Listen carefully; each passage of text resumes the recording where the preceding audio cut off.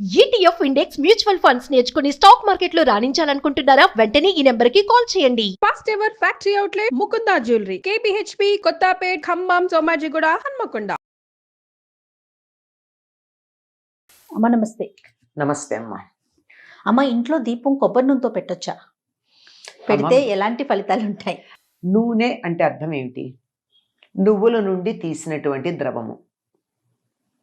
అంటే నూనె అంటే అర్థం ఏమిటి? నువ్వుల నూనె మాత్రమే కదా. అందుకని దీపం నూనెతో పెట్టమంటే పూర్వకాలం నువ్వుల నూనెతోనే పెట్టేవారు. అయితే దేవుడి దగ్గర పెట్టేటప్పుడు కార్తీక మాసంలోనూ ప్రత్యేక సందర్భాల్లోనూ, కార్తీక మాసంలో కూడా కొన్ని చోట్లే, మిగిలినప్పుడు కాదు, ఆవు నీతితో పెట్టేవారు, శుభప్రదం అని చెప్పి. ఇప్పుడు మనకి స్వచ్ఛమైన ఆవు నెయ్యి ఎక్కడ దొరుకుతుంది? అవును, ఇబ్బంది అవుతుంది కదా. దానికన్నా నువ్వుల నూనె మంచిది. నువ్వుల నూనెతో గనక దీపం పెట్టినట్టయితే మంచి నువ్వు పప్పు నూనె కాక నువ్వులతో చేసిన నూనె, అంటే నల్ల నువ్వులతో చేసినటువంటి నూనె, పొట్టు తీయని నువ్వులతో చేసినటువంటి నూనె, దానితో గనక దీపం పెట్టినట్టయితే దాని నుండి వెలువడేటటువంటి పొగ చాలా ఆరోగ్యకరంగా ఉంటుంది. ఓకే. దగ్గరగా కూర్చుని ఒక అరగంట అటువంటి దీపం పెట్టి ఆ నూనె గనక పీలుస్తూ ఉన్నట్టయితే కొలెస్ట్రాల్ కూడా తగ్గుతుంది అని వైద్యులు చెప్పేటటువంటి మాట. అంటే ఇంట్లో అట్లాంటి దీపం పెడితే అసలు ఉన్న వాళ్ళకి తగ్గుతుంది, లేని వాళ్ళకి రాకుండానే ఉంటుందేమో. ఇంట్లో నువ్వుల నూనెతో దీపం పెడితే బాగుంది. నువ్వుల నూనె మాకు దొరకలేదు. దొరకనప్పుడు రెండవ ఆప్షన్ కొబ్బరి నూనె. ఈ కొబ్బరి నూనెతో దీపం గనక పెట్టినట్టయితే లక్ష్మీదేవి చాలా సంతోషిస్తుంది. ఆవిడికి ప్రీతిపాత్ర అంట. నువ్వుల కన్నా ఆవిడ కొబ్బరి నూనెతో పెడితే లక్ష్మికి సంతోషమని.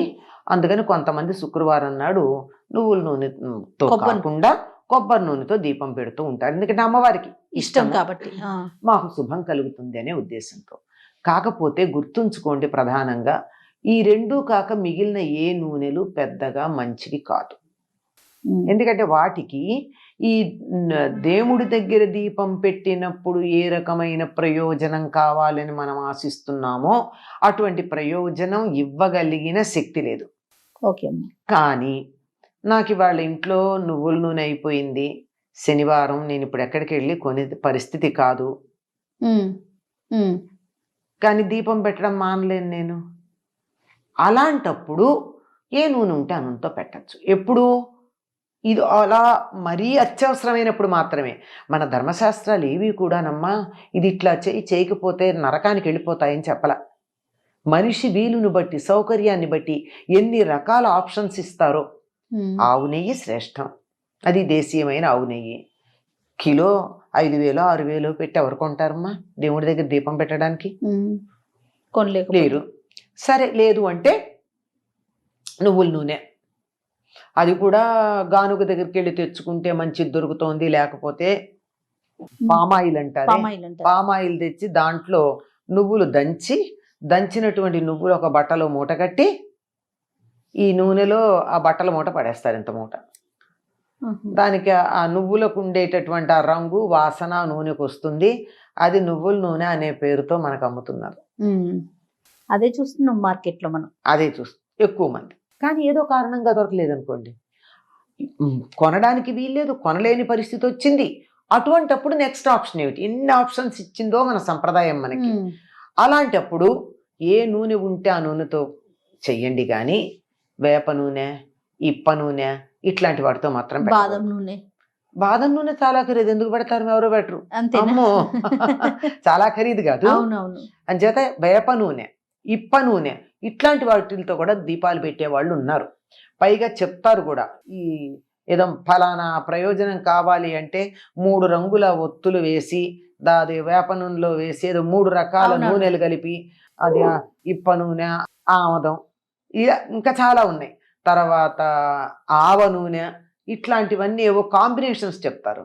ఇవన్నీ దేనికంటే వామాచారాల్లో కొన్ని, తర్వాత క్షుద్ర పూజల్లో కొన్ని, ఒక ప్రత్యేకమైనటువంటి ప్రయోజనాన్ని ఆశించి ఒక రూపంలో ఉన్నటువంటి దేవతామూర్తిని అర్చించే సందర్భంలో కొన్ని వాడతారు తప్ప మన వంటి గృహస్థులు సీదాసాదాగా జీవితం గడిపేవారు మనకు అటువంటి తీవ్రమైనటువంటి పనులు చేసే లక్షణం లేని వాళ్ళం కదా మనమంతా అవునమ్మా, అని అనుకుంటున్నాను నేను, మనం అందరం అదే అని. అంతే.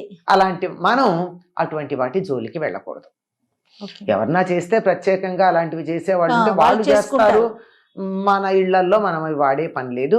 అయితే ఉత్తర దేశంలో సర్సోంగా తేలంటే ఆవ నూనె, ఆవ నూనె వాడతారు. అక్కడ వాడతారు కనుక అక్కడ తప్పు లేదు. ఎందుకంటే ఓకే. నువ్వుల పంట కన్నా అక్కడ అది బాగా ప్రధానం పండుతుంది కనుక కాబట్టి. ఆహారంలో కూడా అదే వాడతారు కదా ఆవ నూనె. అవునవును. అంచేత అది కూడా పర్వాలేదు అక్కడ ప్రాంతానికి సంబంధించి. మన వరకు మన మాత్రం దగ్గరికి మాత్రం వాడవలసింది నువ్వుల నూనె, లేదంటే లేని పక్షంలో కొబ్బరి నూనె. అది లేదు, నాకు ఇవాళ ఇంట్లో దీపం పెట్టాలన్నటువంటి పరిస్థితి ఉంది, పెట్టకుండా ఉండలేను అంటే మనం వాడేటటువంటి మామూలు ఏదో పల్లి నూనె ఏదో ఉందో ఆ పూటకి మాత్రం వాడచ్చు.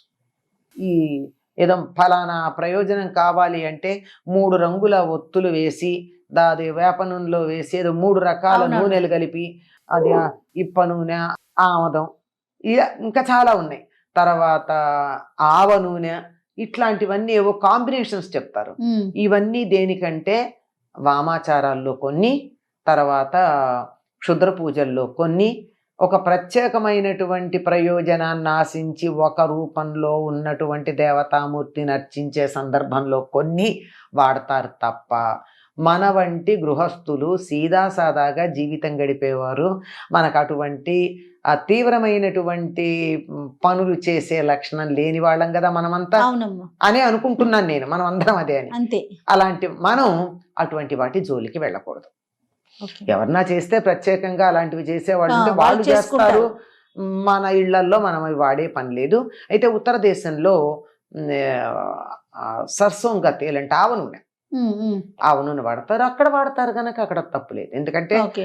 నువ్వుల పంట కన్నా అక్కడ అది బాగా ప్రధానం పండుతుంది కనుక కాబట్టి. ఆహారంలో కూడా అదే వాడతారు కదా ఆవ నూనె. అవునవును. అంచేత అది కూడా పర్వాలేదు అక్కడ ప్రాంతానికి సంబంధించి. మన వరకు మన మాత్రం దగ్గరికి మాత్రం వాడవలసింది నువ్వుల నూనె, లేదంటే లేని పక్షంలో కొబ్బరి నూనె. అది లేదు, నాకు ఇవాళ ఇంట్లో దీపం పెట్టాలన్నటువంటి పరిస్థితి ఉంది, పెట్టకుండా ఉండలేను అంటే మనం వాడేటటువంటి మామూలు ఏదో పల్లి నూనె ఏదో ఉందో ఆ పూటకి మాత్రం వాడచ్చు. ఎప్పుడు మళ్ళీ రోజు వాడకూడదు.